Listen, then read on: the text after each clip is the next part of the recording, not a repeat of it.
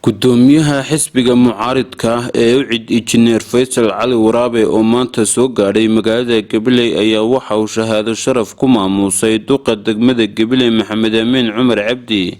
Shahaadadan uu Injineer Faysal Cali Waraabe gudoonsiiyay maayarka magaalada Gabiley ayaa waxa uu ku sheegay in ay golaha deegaanka iyo gudoomiyahoodu horumar ka sameeyeen magaalada Gabiley isla markaasina ay kor u qaadeen bilicda magaaladaasi. Injineer Faysal Cali Waraabe oo halkaasi ka hadlay ayaa waxa uu sheegay isla markaasina carabka ku adkeeyay in maayarka magaalada Gabiley adeegyada aasaasiga ah u daadajiyay dadka danyarta isla markaasina uu xoogsatada iyo dadka jilicdasan uu u fidiyay dhaqaale lagala qayb qaadanayo daboolida baahiyaha aasaasiga ah ee dadka danyarta ah.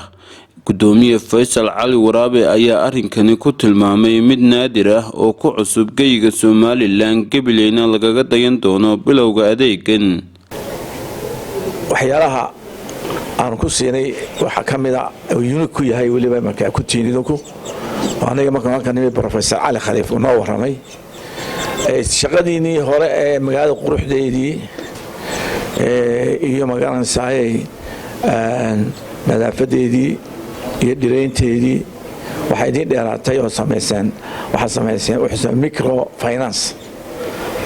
dhaqaalaha u fidiseen danyarta xoogsitada ah ayay wax noqotay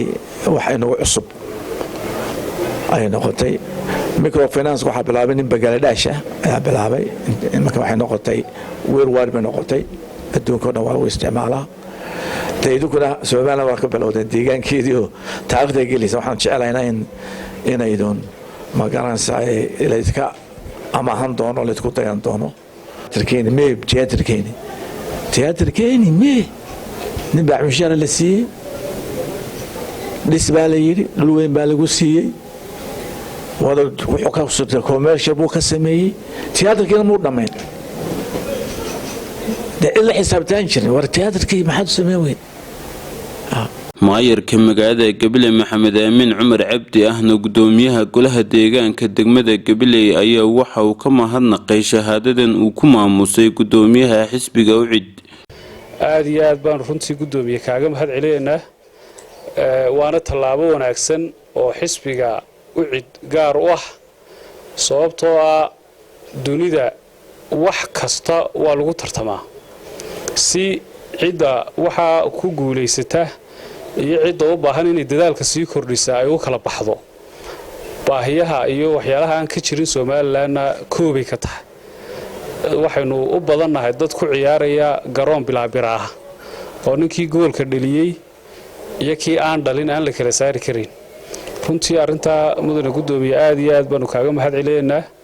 annagana ku golo deegaan ahaan way naga go'an tahay inta noo hadhay insha Allah taala waxa kale oo aanu isa saarnaa waajib kale oo maadaama doorashadii soo dhowdahay inaanu waxa weey labada gacmoodba isugu geyno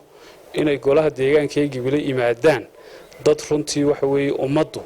ay ku diirsan karto. si kastaba ahaatee maayarka magaalada Gabiley ayaa ah maayarkii labaad ee uu gudoonsiiyay Injineer Faysal Cali Waraabe shahaado lagu maamusayo waxqabadka ay ka sameeyeen golayaasha deegaanka degmooyinka Somaliland.